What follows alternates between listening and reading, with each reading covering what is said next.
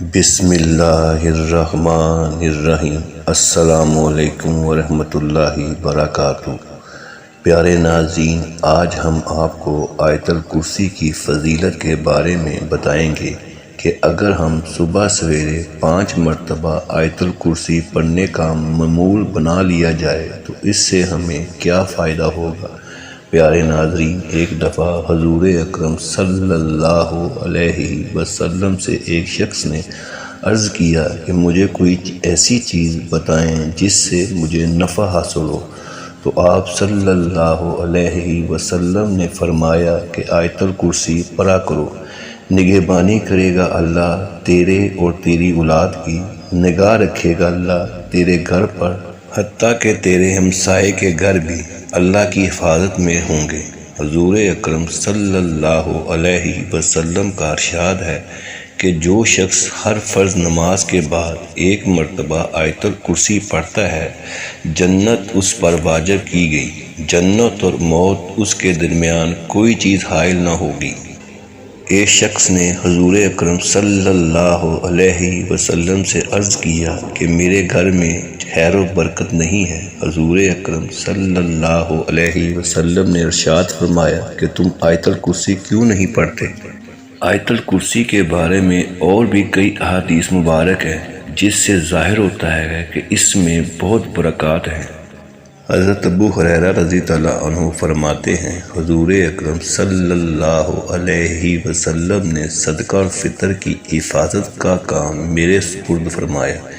ایک رات آنے والا آیا اور غلہ بھرنے لگا کہ میں نے اسے پکڑ لیا اور اس سے کہا کہ میں تمہیں حضور اکرم صلی اللہ علیہ وسلم کی خدمت میں پیش کروں گا۔ تو وہ کہنے لگا کہ میں محتاج اور عیالدار ہوں اور سخت ضرورت مند ہوں، چنانچہ میں نے اسے چھوڑ دیا، اور جب صبح ہوئی تو حضور اکرم صلی اللہ علیہ وسلم نے فرمایا کہ ابو ہریرہ تمہارے رات کے قیدی کا کیا ہوا؟ میں نے عرض کیا یا رسول اللہ صلی اللہ علیہ وسلم، اس نے شدید حاجت اور عیالداری کا واسطہ دیا تھا، اس لیے مجھے اس پر رحم آ گیا، اس لیے میں نے اسے چھوڑ دیا۔ حضور اکرم صلی اللہ علیہ وسلم نے فرمایا کہ اس نے جھوٹ بولا ہے، وہ پھر آئے گا، اس پر مجھے یقین ہو گیا کہ وہ ضرور آئے گا، اس لیے یہ بات حضور اکرم صلی اللہ علیہ وسلم نے ارشاد فرمائی ہے۔ چنانچہ میں رات کے وقت اس کا انتظار کرنے لگا اور اسی اثناء میں وہ آ گیا اور غلہ بھرنے لگا۔ میں نے اسے پکڑ لیا اور کہا کہ میں تمہیں حضور اکرم صلی اللہ علیہ وسلم کی خدمت میں پیش کروں گا۔ وہ کہنے لگا مجھے چھوڑ دو، میں محتاج اور عیالدار ہوں، اب نہیں آؤں گا، اور پھر مجھے اس پر رحم آ گیا اور میں نے اسے چھوڑ دیا۔ اور جب صبح ہوئی تو حضور اکرم صلی اللہ علیہ وسلم نے ارشاد فرمایا، ابو ہریرہ تمہارے قیدی کا کیا ہوا؟ میں نے عرض کیا یا رسول اللہ صلی اللہ علیہ وسلم، اس کی گریہ زاری پر آج پھر مجھے رحم آ گیا اور میں نے اس کو چھوڑ دیا۔ حضور اکرم صلی اللہ علیہ وسلم نے فرمایا کہ اس نے تم سے جھوٹ بولا ہے، وہ پھر آئے گا۔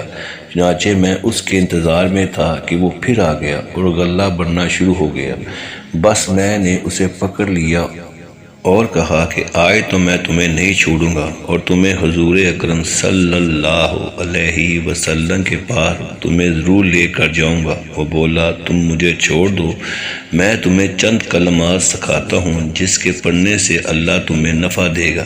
وہ یہ ہیں کہ جب تم سونے لگو تو آیت الکرسی پڑھ کر سویا کرو، اس سے اللہ تعالیٰ تمہاری حفاظت فرمائے گا، صبح تک یہ آیت تمہاری اللہ کی طرف سے نگہباں ہوگی اور شیطان تمہارے نزدیک نہیں آ سکے گا۔ چنانچہ میں نے اسے چھوڑ دیا۔ جب صبح میں حضور اکرم صلی اللہ علیہ وسلم کی خدمت میں حاضر ہوا تو حضور اکرم صلی اللہ علیہ وسلم نے فرمایا، ابو ہریرہ تمہارے قیدی کا کیا ہوا؟ میں نے عرض کیا یا رسول اللہ صلی اللہ علیہ وسلم، اس نے مجھے چند کلمات سکھائے جس سے اللہ تعالیٰ مجھے نفع دے گا۔ حضور اکرم صلی اللہ علیہ وسلم نے فرمایا، اس نے آیت کرسی پڑھ کر سونے کی بات سچ کہی، حالانکہ وہ بڑا جھوٹا ہے۔ مگر کیا تم جانتے ہو کہ وہ 3 رات تک متواتر آنے والا چور کون ہے؟ میں نے عرض کی، یا رسول اللہ صلی اللہ علیہ وسلم، میں نہیں جانتا۔ تو حضور اکرم صلی اللہ علیہ وسلم نے ارشاد فرمایا کہ وہ شیطان ہے۔ حوالہ بخاری شریف۔ حضرت علی کرم اللہ وجہہ کا ارشاد ہے کہ حضور اکرم صلی اللہ علیہ وسلم نے ارشاد فرمایا کہ جس گھر میں آیت الکرسی پڑھی جاتی ہے شیطان بھاگ جاتا ہے اور 3 دن تک اس گھر میں داخل نہیں ہوتا اور 40 دن تک اس پر سحر کا اثر نہیں ہو سکتا۔ حضور اکرم صلی اللہ علیہ وسلم نے ارشاد فرمایا کہ جو کوئی رات کو سوتے وقت آیت الکرسی پڑھتا ہے، اللہ تعالیٰ اس کی حفاظت کے لیے 2 فرشتے مقرر فرما دیتا ہے جو صبح تک اس کی حفاظت کرتے ہیں۔ بزرگان دین میں بھی اپنے خواص، برکات، اثرات کے اعتبار سے نہایت افضل و اشرف قرار دیا ہے۔ امام جزری رحمۃ اللہ فرماتے ہیں کہ میرے نزدیک آیت الکرسی اسم اعظم ہے۔ حضرت خواجہ معین الدین چشتی رحمۃ اللہ اجمیری فرماتے ہیں کہ فتح ظاہریہ میں تحریر ہے کہ حضور اکرم صلی اللہ علیہ وسلم نے فرمایا کہ جو شخص آیت الکرسی پڑھ کر گھر سے نکلے تو اللہ تعالیٰ 70,000 ملائکہ کو حکم دیتا ہے کہ اس کے واپس آنے تک اس کے لیے مغفرت کی دعا کرتے رہو، اور جو شخص آیت الکرسی پڑھ کر گھر میں داخل ہوگا اس کے گھر سے اللہ تعالیٰ مفلسی کو دور فرما دے گا۔ آپ رحمۃ اللہ علیہ نے مزید فرمایا کہ میں نے جامع الحکایات میں دیکھا ہے کہ بغداد میں ایک درویش تھا۔ ایک رات کا ذکر ہے کہ 10 چور اس کے گھر میں داخل ہوئے۔ وہ درویش آیت الکرسی پڑھ کر کہیں گیا ہوا تھا۔ وہ چور سب کے سب اندھے ہو گئے۔ جب وہ درویش اپنے گھر میں آیا تو ان لوگوں کو دیکھ کر خود پوچھا کہ تم لوگ کون ہو اور کیوں آئے ہو؟ انہوں نے کہا کہ ہم چور ہیں اور چوری کرنے آئے ہیں، آپ ہمارے لیے دعا فرمائیں کہ ہماری بینائی واپس آ جائے۔ ہم اس کام سے توبہ کرتے ہیں اور آپ کے سامنے اسلام قبول کرتے ہیں۔ وہ درویش مسکرائے اور کہا، اللہ تعالیٰ کے حکم سے آنکھیں کھولو۔ سب کی آنکھیں کھل گئی اور وہ بینا ہو گئے۔ سب نے اسی وقت توبہ کی اور مسلمان ہو گئے۔ حضرت بابا فرید گنج شکر رحمۃ اللہ نے آیت الکرسی کی فضیلت بیان کرتے ہوئے ارشاد فرمایا کہ جس دن آیت الکرسی نازل ہوئی تو 70,000 فرشتے اس کے ارد گرد تھے۔ حضرت جبرائیل علیہ السلام حضور اکرم صلی اللہ علیہ وسلم کی خدمت اقدس میں حاضر ہوئے اور کہا، لیجئے۔ حضور اکرم صلی اللہ علیہ وسلم نے بڑے اعزاز و کرام سے اسے لے لیا۔ حضرت جبرائیل علیہ السلام نے کہا، یا رسول اللہ صلی اللہ علیہ وسلم، اللہ تعالیٰ ارشاد فرماتا ہے کہ جو بندہ آیت الکرسی پڑھے گا ہر حرف کے بدلے 1000 برس کا ثواب اس کے نامہ اعمال میں لکھا جائے گا۔ 70,000 فرشتے جو کرسی کے گرد ہیں آیت الکرسی کا ثواب اس کے نام لکھتے ہیں اور وہ شخص اللہ تعالیٰ کے مقربین میں شامل ہو جاتا ہے۔ حضرت شیخ عبدالوہاب شبرانی رحمۃ اللہ فرماتے ہیں، جو شخص دن رات 1000 مرتبہ آیت الکرسی 40 یوم تک پڑھے گا، پروردگار کی قسم اس آیت کا روحانی اثر اس کو دکھائی دے گا۔ ملائکہ اس کی زیارت کو آئیں گے اور اس کے تمام مقاصد اور دلی مرادیں پوری ہوں گی۔